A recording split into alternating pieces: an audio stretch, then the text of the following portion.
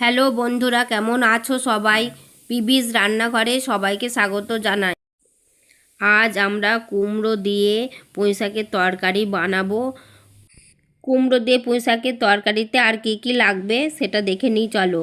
প্রথমেই আলু দিচ্ছি, বিরি কলাইয়ের বড়ি, বেগুন আর সিম লাগবে।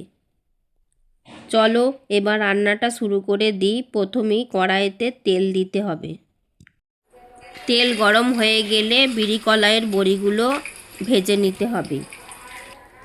বিরি কলাইয়ের বড়িগুলোকে ভালোভাবে লাল লাল করে ভাজতে হবে।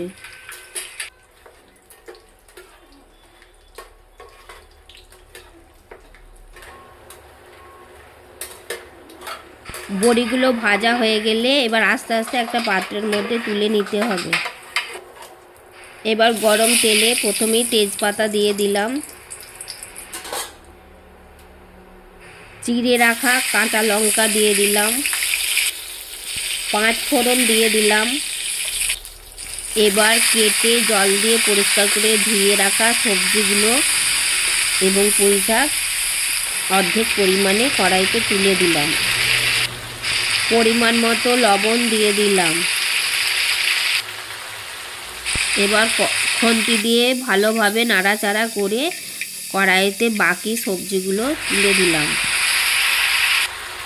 বন্ধুরা, রান্নার ভিডিওটা ভালো লাগলে লাইক কমেন্ট শেয়ার করবে আর সাবস্ক্রাইব করে আমাদের চ্যানেলের পাশে থাকবে। কড়াইতে ঢাকনা দিয়ে সবজিগুলো ঢেকে দেওয়া হলো। খানিকক্ষণ বাদে আবার ঢাকনা খোলা হলো। কড়াইয়ে ঢাকনা খুলে এবার সবজিগুলোকে খুন্তি দিয়ে ভালোভাবে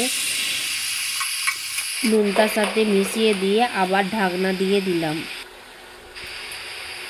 ঢাকনা খুলে এবার সবজিগুলোর ওপরে আস্তে আস্তে হলুদ গুঁড়ো দিয়ে দিলাম, জিরে গুঁড়ো দিয়ে দিলাম,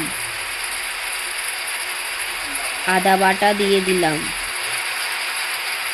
সর্ষে বাটা দিয়ে দিলাম।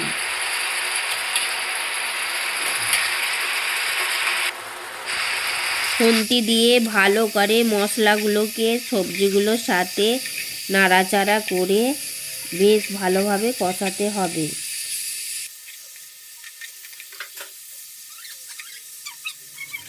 সবজিগুলো ভালোভাবে কষানো হয়ে গেছে। এবার কড়াইতে ঢাকনা দিয়ে ঢেকে দিলাম। মিনিট 15 বাদে ঢাকনা খুলে খুন্তি দিয়ে ভালোভাবে সবজিগুলোকে নাড়াচাড়া করে ওপর থেকে বড়িগুলো দিয়ে দিলাম। পরিমাণ মতো জল দিয়ে দিলাম।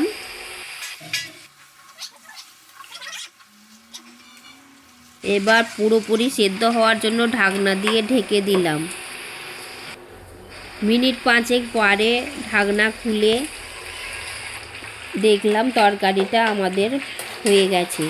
এবার একটা পাত্রে আমরা তরকারিটা ঢেলে নেব। রান্নার ভিডিওটি দেখার জন্য ধন্যবাদ বন্ধুরা। পরের দিন আমরা আবার একটা নতুন রেসিপি নিয়ে তোমাদের সামনে হাজির হব। বন্ধুরা, কুমড়ো দিয়ে পুঁইশাকের এই নিরামিষ তরকারিটা তোমরা বাড়িতে অবশ্যই ট্রাই করে দেখবে।